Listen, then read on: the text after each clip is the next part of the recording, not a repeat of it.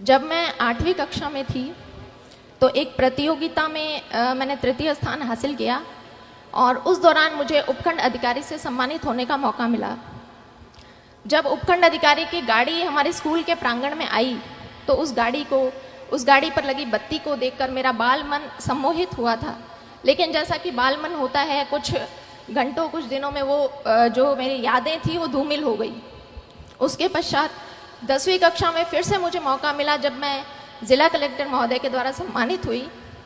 उस वक्त मैंने तय किया कि इस पद में, इस पोस्ट में कुछ तो है कि इसका इतना मान और इतना सम्मान होता है। लेकिन फिर वही चीज़ें हुई कि मैं उन चीज़ों को भूल गई। 10वीं परीक्षा के बाद जब ऐच्छिक विषय चयन का प्रश्न खड़ा होता है, उस वक्त मेरी कुछ सहेलियों ने कहा कि हम तो मैथमेटिक्स साइंस लेंगे और इंजीनियरिंग करेंगे। उनकी बातें सुनकर मैं भी अपने घर गई और पारिवारिक मंच से मैंने भी ऐलान कर दिया कि मुझे इंजीनियर बनना है। उस वक्त बहुत सारे प्रश्न आए कि लड़की इंजीनियरिंग करके क्या करेगी, लड़की को इंजीनियरिंग करवाने का क्या फ़ायदा है। लेकिन वहाँ मैं धन्यवाद देना चाहूँगी अपने पिता को, जो ढाल बनकर मेरे सामने खड़े रहे और मेरे इस निर्णय का पूरा उन्होंने सम्मान किया और मुझे इंजीनियरिंग की पढ़ाई पूरी करवाई।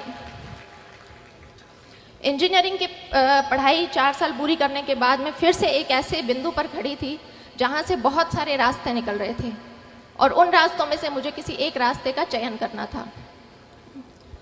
कोई विशेष गाइडेंस, मार्गदर्शन तो मेरे पास नहीं था, लेकिन परिवारजनों से विचार विमर्श किया और तय किया कि बैंक की काफ़ी भर्तियां खुली हुई है और मुझे बैंक का एग्ज़ाम देना चाहिए।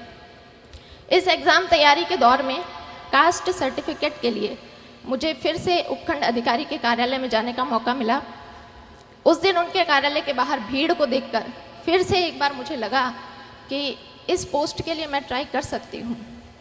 घर आकर मैंने दबी आवाज़ में अपने पिता से पूछा कि उपखंड अधिकारी बनने के लिए मुझे क्या करना होगा। और उस वक्त ये प्रश्न पूछते वक्त मेरे पिता की आंखों में जो चमक थी, वो चमक मेरे लिए मोटिवेशन बनी। बाद में पता चला कि मेरे पिताजी ने भी अपनी युवावस्था में इन परीक्षाओं की तैयारी की थी, लेकिन वो सफल नहीं हो पाए। तो मैंने तय कर लिया कि मुझे इस परीक्षा को देना है और इसमें सफल भी होना है। तो इसी तरह से आप भी अपना सेल्फ मोटिवेशन देखें, कौन सी ऐसी चीज़ है जो आपको अपनी जर्नी के दौरान मोटिवेटेड रख सकती है। मैंने RS 2013 की परीक्षा दी, उसमें मेरी 77वीं रैंक से चयन हुआ। लेकिन चूंकि RS के पद कम थे, इसलिए मुझे राजस्थान लेखा सेवा अलॉट हुई। मैंने दोबारा प्रयास किया और 2016 में मुझे प्रॉपर RS मिला। तो आज जब ये बच्चे किसी परीक्षा की तैयारी करने के लिए आए हैं, तो एक पैटर्न होता है कि हमारा एक समूह बनता है, हमारा एक ग्रुप बनता है। मैं आप सभी लोगों से अनुरोध करूंगी कि अपने उस ग्रुप का चयन बहुत सोच समझ कर करें। जब मैंने प्रारंभिक परीक्षा अपने घर से तैयारी करके पास की, मेंस के लिए मैं जयपुर गई। वहाँ पर शुरुआती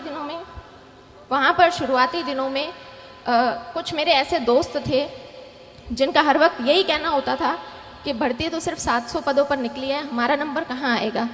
हमसे पहले भी बहुत से बच्चे हैं जो तैयारी कर रहे हैं, हमारा नंबर कहाँ आएगा। तो मैं भी उन शुरुआती दिनों में काफ़ी नेगेटिविटी से घिर गई थी। फिर मैंने तय किया कि जब परीक्षा तो देनी ही है, तो क्यों ना अपना समूह बदल लिया जाए। फिर मैंने 2 ऐसी लड़कियों का चुनाव किया जो मेरे ही बैकग्राउंड से थी।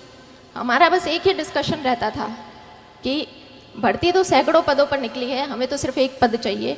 और आज हम तीनों लड़कियां RS अधिकारी हैं और वो जो ग्रुप जो नेगेटिविटी की बातें करते थे, वो आज भी RS की परीक्षा दे रहे हैं। इसलिए आप पॉजिटिविटी बनाकर रखें।